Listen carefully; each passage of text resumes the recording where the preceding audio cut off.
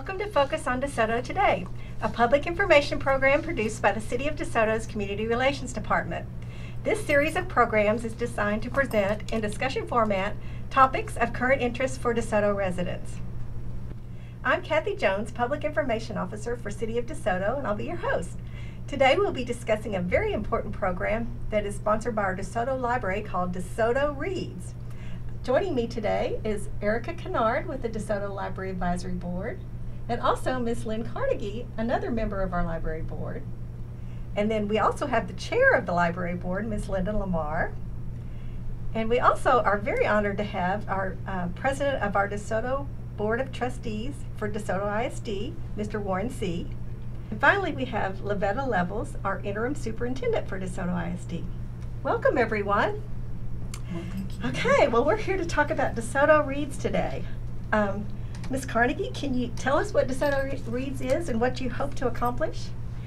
Well, the DeSoto Library Advisory Board started over a year ago wanting to promote reading in the community. And because reading is so important in learning, we wanted to start with the school district. So April the 5th, which is the day selected for DeSoto Reads, April 5th. We would like to have volunteers from different groups going into the school district with a book that they choose to read to the children and other venues besides just the schools in the city. That would include members of the library board, members of the Friends of the Library, the Board of Trustees, and city administrators. And we think it's going to be a great kickoff. Well, great. Ms. Kennard, tell us a little bit more about what the library board is trying to do. And Ms. Kornegay mentioned who was involved. Well, actually, we were just thinking about the community as a whole. We know we have a new test coming up called STAR, and it's more rigorous. So we need to help our children to become more astute to readers and to build up their endurance. And what a better time to implement a program in our community when we need to come together. So we thought about putting all stakeholders together, the children, the community council, the superintendent, interim superintendent, and everyone that have a leadership ability to show our children that we love to read, and if they see us modeling, it will elude over to the children in our community. And I was involved in one of the projects. You're having people in the community take pictures with their favorite book. Yes, and we're making posters out of it. I think that's going to be a great event. Ms. Lamar, tell us a little bit about how that idea came out. Yes, well, we're so excited that we have various sectors of the community coming together for the DeSoto Reads. Several of the community leaders have actually been photoed, and we have poster-sized pictures of them reading that we will be taking to the schools to display and hopefully get everybody excited about DeSoto Reads, because we know reading is essential to learning.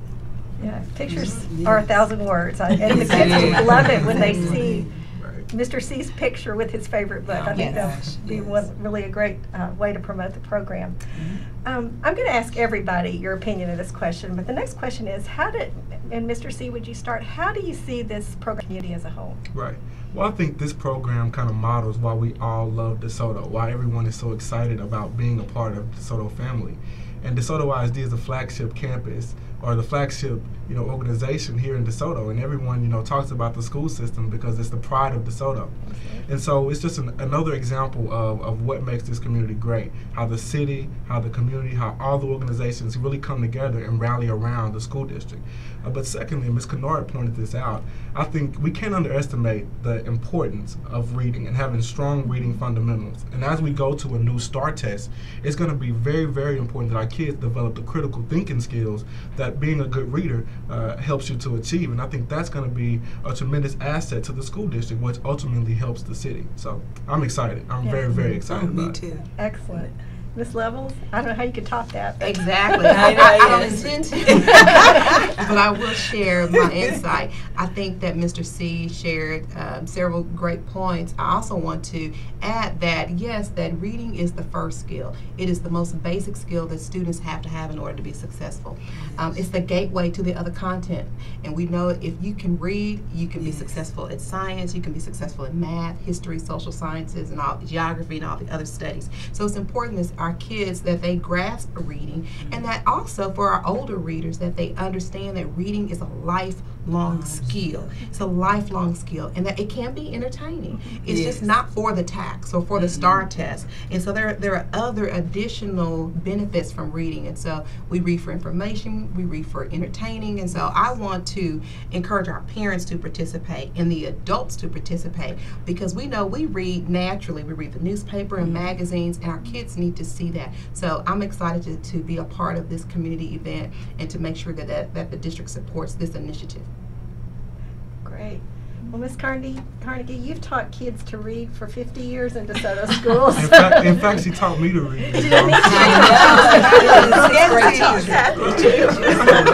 She was my teacher too. Yeah. One of the things that I remember so well that bothered me was hearing parents say, well, I didn't know you were supposed to read with your children when they got out of 2nd or maybe 3rd grade. And this really bothered me. So I want us to remember that we keep on reading with and to our students. Good idea. Ms. Kennard? Well, I just want to open this opportunity up for the whole community, regardless of what language you speak. You know, for our Spanish speakers, we want you to know that this initiative is for you too. Los padres y comunidades, esta es una invitación to participar en este evento acerca de DeSoto Leer.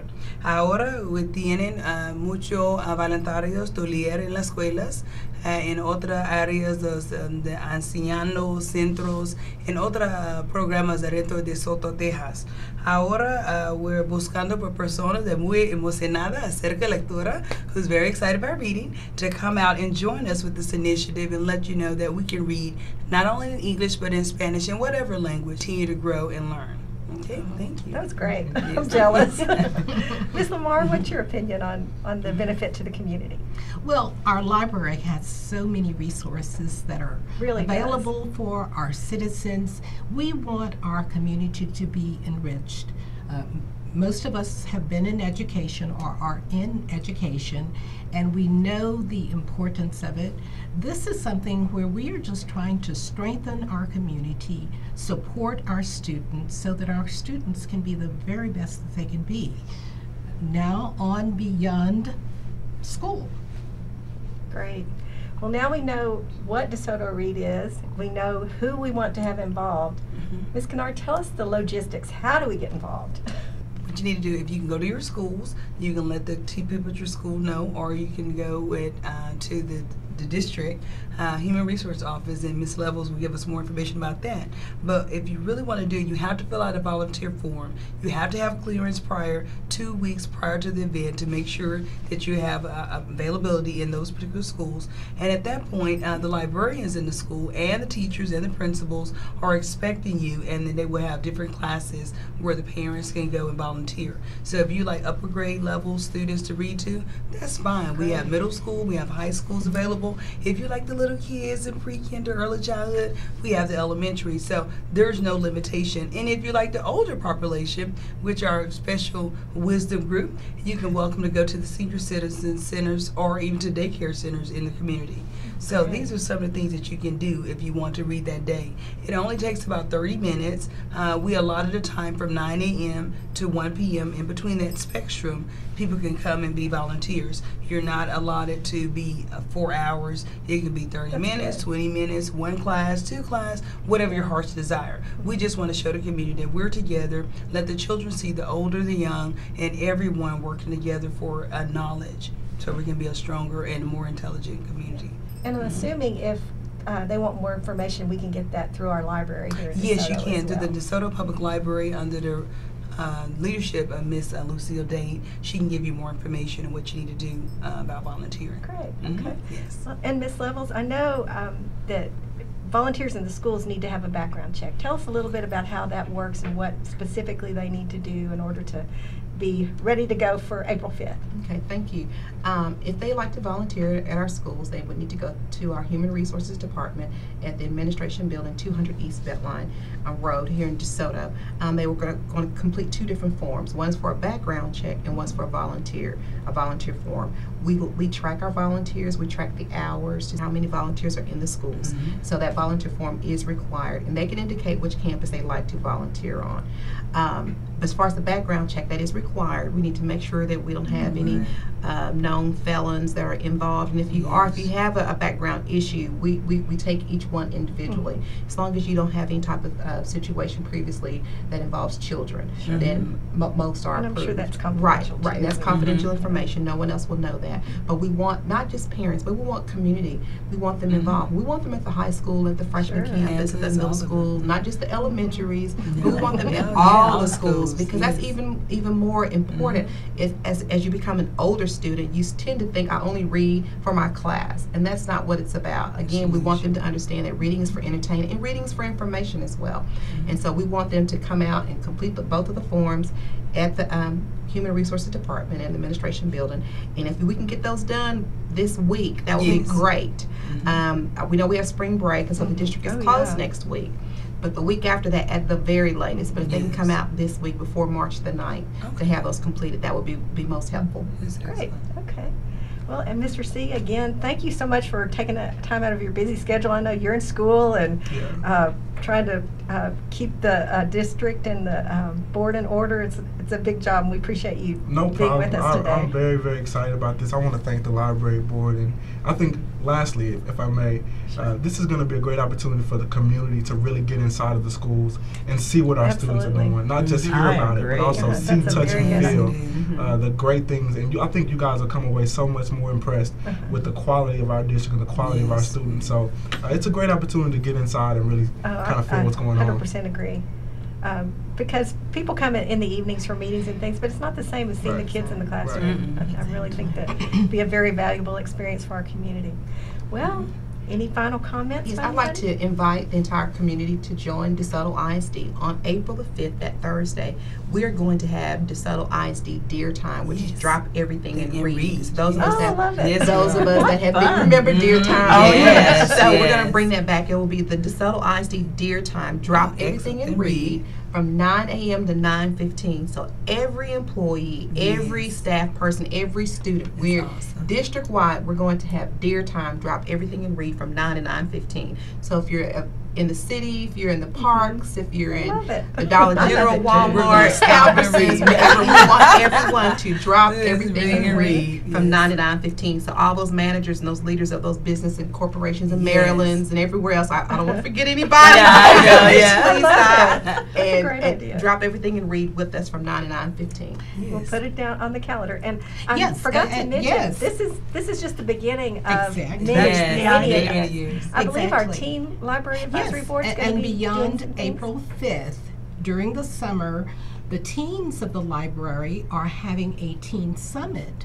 So they're going to take this initiative to another level. They're going to take it into the neighborhoods, into the rec center, and wherever they go. Apartment complexes. Apartment complexes and such.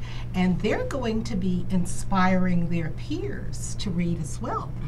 So it doesn't stop. This is just the beginning. We want to build the momentum, and we want this to be something that is ongoing, just to foster literacy among all of our citizens at every level. Excellent, excellent. And I did want to add one thing. We do have a poster contest that's going on. That's right. The DeSoto Reads, we got caught up in just the DeSoto Reads Day, but the Poster Reads contest is to bring the children in and let them get involved. We're looking for a design because we're trying to find a logo for DeSoto. For DeSoto Reads. So it starts actually today and it ends on March the 20th, and all students are recommended to apply from kinder through 12th grade. Also, special needs children can implement or send their posters in also.